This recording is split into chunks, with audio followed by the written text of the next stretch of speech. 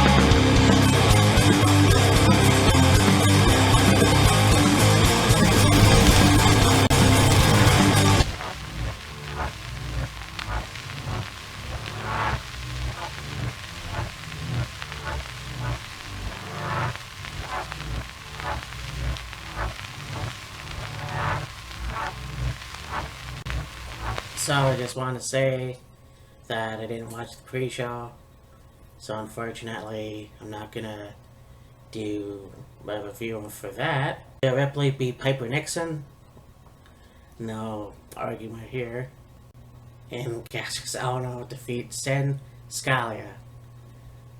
So yeah, on with the review. Bing!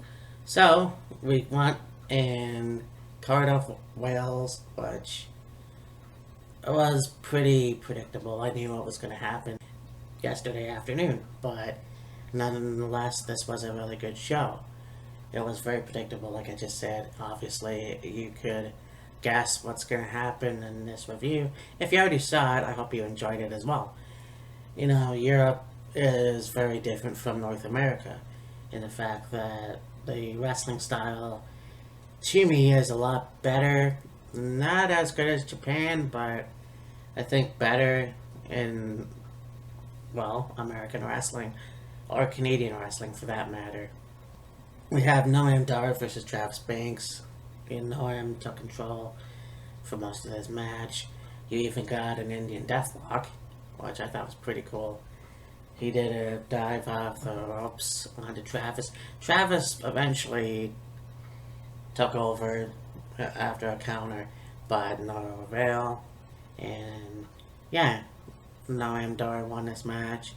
So, now good things for this guy. I think that, like I said in my review, you know, he was kind of, oh, I don't even know if I mentioned how underrated he was in 205 or, yeah, 205 basically.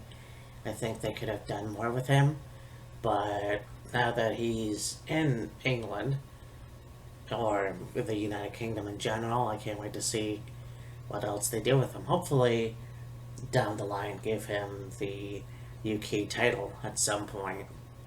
We then have a surprise match. Now, I believe it was earlier Friday night, I saw a clip from WWE.com with Cesaro, and he was talking about going over to England to start a fight. Basically, what Aleister Black is kind of doing. So that's kind of a weird thing for Cesaro to do. But it was answered by the call of IJ Dragunov, and yeah, a Russian guy. That's pretty cool. I haven't seen this guy before. Obviously, he's he's sort of impressive. I'd like to see more. I like his character. He's kind of like a classical guy in a lot of ways, but again, it's a very, very European match. Cesaro did 30 of the Cesaro swings, and did a lot of moves. Mostly took over the fight in this match. So yeah, match is won by Cesaro, and yeah, after a neutralizer. But again, I'd like to see more from Aja, so I can't wait. And yeah, it'll be pretty cool in the future. But yeah, it was a good match overall. Like I said, a very different, more exciting style. We then get a triple threat tag team match for the NXT UK Tag Team Championships. I gotta say, the titles over there are much better than the American NXT titles. I don't know why, just kind of. I mean, yeah, there's a lot more out there, I guess. It stands out more, maybe. But I don't like triple threat tag team matches for the reason that you never know who's gonna get tagged. And it's like, there's two wrestlers in the ring, but there's like three teams, but one of them, it's really confusing, but yeah. So Zach and James tried to annihilate a lot of the matches. Gallus, there was a dive from Flash, obviously outside the ring. This was awesome. They tried to have close calls with Flash and Mark, as they are Welsh boys. Gallus was really good in this match as well, but obviously you know what happens, and you have new tag team champions, Mark Andrews and Flash Webster. And it's pretty cool because these guys are home country guys, and they celebrated in the ring with everybody. And yeah, I mean, Zach and James were tag team champions for a long time, so it's going to be interesting to see if they actually have a match in the future, like a rematch in the future. But who knows? I mean, it's cool to see Flash and Mark as the tag team champions. So, only time will tell. We then get the last man standing match, and holy shit, yes. Dave Mastiff versus Joe Coffey. And I really think this was the match of the night. I knew it was going to be the match of the night.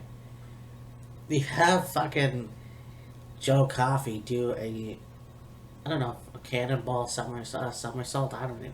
He flips and he hits Dave onto the table. The table breaks. They break the announce table. They do a lot of crazy shit. And, it was a lot of fun to watch. The winner, though, is Joe Coffey. And even though Dave lost, they stood up and they stared at each other, So this isn't over, and I think that they're going to have another match down the line, but obviously this was match of the night. We then get the NXT UK Women's title match. Kaylee versus Toni Storm. I kind of forgot that Toni Storm was Australian. I thought she was British, but man, it's kind of weird, I guess. I don't know why. But this was a pretty good match, too. I really don't understand. Like, I know the storyline, and, I appreciate a good storyline and, the reactions from the wrestlers. But holy shit, does fucking Toni Storm have to cry, all through this match? To me, that made her look a little bit weak. I don't know, it's just me, but yeah.